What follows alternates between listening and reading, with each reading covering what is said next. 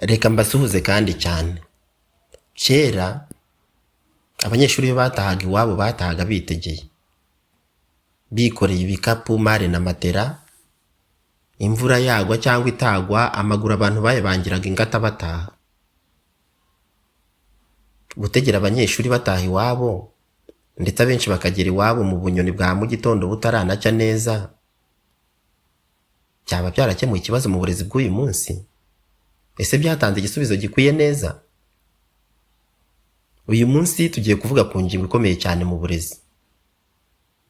Ese uburyo leta yashyizeho bwo gucyura abanyeshuri bwakemuye ikibazo neza, cyangwa n'uyu munsi haracyarimo ibibazo runaka? Iyi ni Isaac Inspire TV. Wibuke gukora subscribe kuri uyu muyoboro niba utarayikora, ujye ugerwaho n'ibiganiro by'uburezi. Reka tujyane mu kiganiro. Mbere yo gutegera abanyeshuri bataha, bitaraba umuco nk'uko tubibona uyu munsi, buri wese ubundi yirwanagaho uko abyumva. Umunyeshuri akimara kwakira indangamanota ye, yahitaga ashyira nzira agataha yikoreye mari na matera, akagera iwabo uwo munsi wenda, cyangwa wenda akaba yanarara nzira bitewe n'impamvu. Hari abanyeshuri bagendaga ijoro ryose kandi batizeye umutekano wabo, bitewe wenda n'intera y'urugendo iri hagati y'ishuri aho biga ndetse n'igera iwabo. Ibyo bikabasunikira kubyuka amajoro, ugasanga bagenda mu majoro bagana iwabo. Baba ababyeyi cyangwa ubuyobozi bw'ishuri nta bugenzuzi bari bafite ku itaha ry'abanyeshuri mu buryo bufatika. Iyo abarezi bamaraga gutanga school report cyangwa se bulletin, indangamanota, buri munyeshuri yirwanaga uko yataha. Hari abanyeshuri bafataga moto zitazwi aho zibajyanye, abagiye gutekesha ubugari hafi n'ishuri. Benshi bahuriye n'isanganya kuko isenene zabaga zaguye henshi mu nguni zitandukanye z'igihugu. Urugendo rw'umunyeshuri ataha ubusanzwe rwabaga ruzwi nawe gusa, kuko ni ubwe wagenaga igihe cyo kugera iwabo. Baba ababyeyi cyangwa abarezi baherukaga umunyeshuri asohotse ikigo, ababyeyi bakazabona umunyeshuri atashye kubera Imana. Kwibaza imihana yanyuzemo ataha ntabwo bari babifitiye ubugenzuzi neza, kandi iki kintu cyatezaga stress ababyeyi ku rwego rwo hejuru.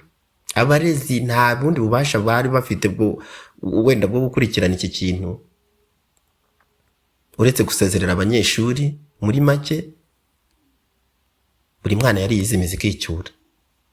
Gusa wenda kuri iyi ngingo hari ababyeyi babaga ari inkwakuzi, bashakaga uko bagera ku ishuri kare, bakaba bagena uburyo bwo gucyura umwana mu buryo bwizewe. Ariko ibi byakoraga bakeya cyane ko abanyeshuri benshi babaga biga ikantarange, bazamuka imisozi bakamanuka indi, ugasanga ntabwo ari ikintu cyoroheye umubyeyi kuba yakurikirana itaha ry'umwana. Niyo mpamvu leta imaze kubyitegereza yashyizeho uburyo bwo gutegura ingendo z'abanyeshuri, gushyiraho gahunda ihamye yo gutaha kubera ko buri ntara na buri karere, NESA nk'ikigo gifatiye kuri Minisiteri y'Uburezi, igena uburyo abanyeshuri bazajya batahamo.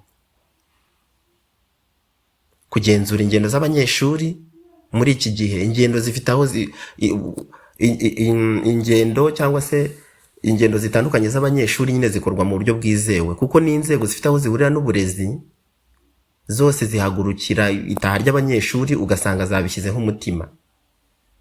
Yaba DASO, polisi, nabo baba bagenzurira hafi, kandi byose bigakorwa mu nyungu z'abanyeshuri. Gahunda isobanutse irahari, kubera yuko ababyeyi bamenya igihe abana bazagerera iwabo.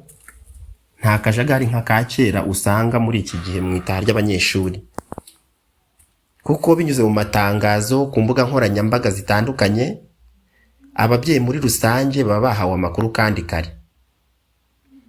Umutekano w'abana, abana bagenda mu buryo bugenzuwe, kandi kugenzura n'aho bageze biroroha, kubera ko nimero z'abashoferi ndetse na plaque z'imodoka zibatwara ziba zizwi neza ku buryo haramutse habonetse n'imbogamizi gutanga amakuru no kuyahanahana ntabwo ari ibintu byagora cyane. Gusa nta byera ngo de nubwo bimeze gutya hari ibibazo bikiriho, nubwo wenda hari ibyiza byinshi byagezweho. Ntabwo bivuze ko byose byakemutse 100% ku buryo abantu baryama ngo basinzire, ahubwo hari ibyo gukomeza kunoza kugira ngo byose bigende neza kandi muri gahunda. Akenshi gahunda yo gucyura abanyeshuri ifitanye isano cyane, isano ya bugufi n'ibigo bya boarding, bya bindi bimwe bicumbikira abanyeshuri. Akenshi igikorwa cyo kwegeranya amatika azacyura abanyeshuri ndetse no gushaka imodoka zizabacyura mu mpera z'igihembwe gitangirana n'intangiro z'igihembwe. Abanyeshuri bakiva iwabo bitwaje amafaranga y'urugendo azabacyura, bayishyura ku mucungamutungo w'ishuri, bityo gushaka imodoka zikwiye kandi ziboneye bigakorwa hakiri kare cyane amazi atararenga inkombe, kubera yuko hari igihe amafaranga yegeranwa mu gihe gisa n'ikigoye.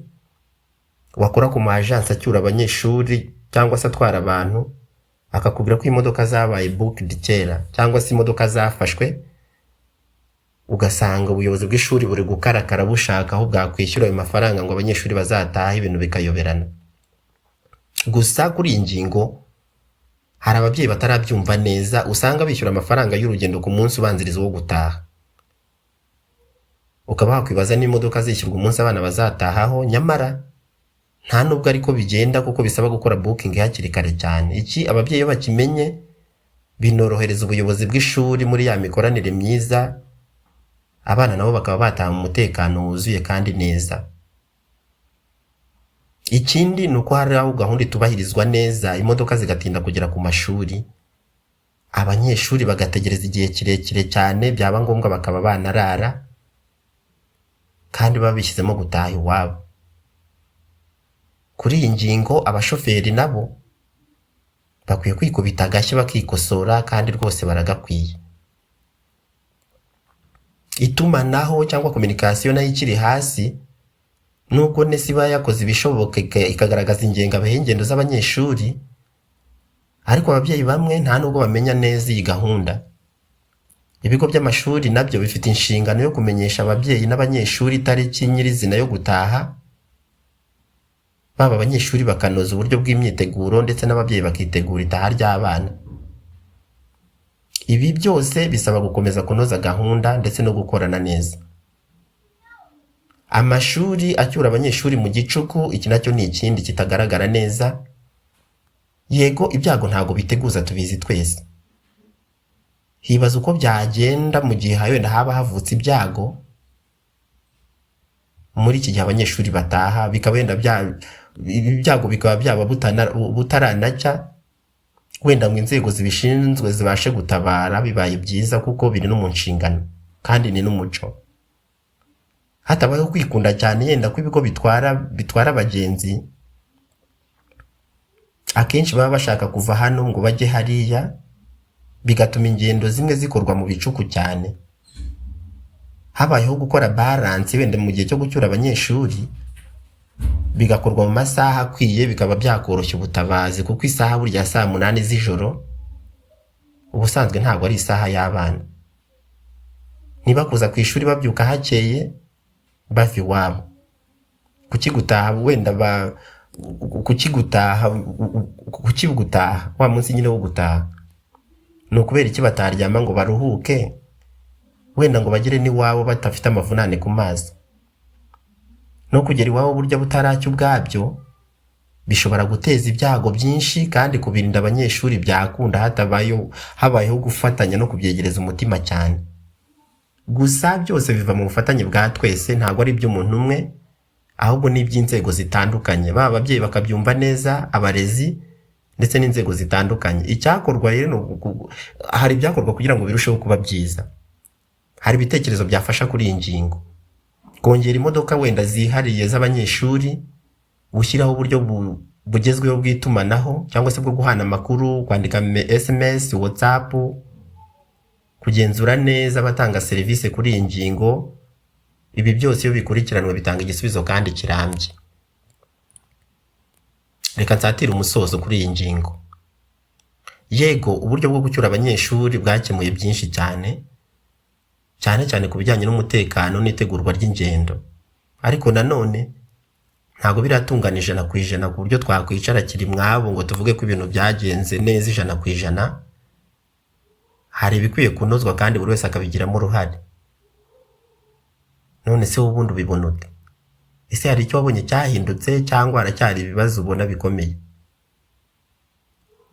Ujye mu mwanya wa comment usigemo igitekerezo cyawe tuganire kuri iyi ngingo. Niba kandi wakunze ikiganiro gukanda like nta kibazo, gukora subscribe kuri Isaac Inspire TV ni umugisha. Iki kiganiro basha no kugisangiza abandi tukabaho twungurana. Ndabashimiye cyane rero bakunzi bacu, ibiganiro nk'iki nakagaruka. Mwakoze cyane, ndabakunda.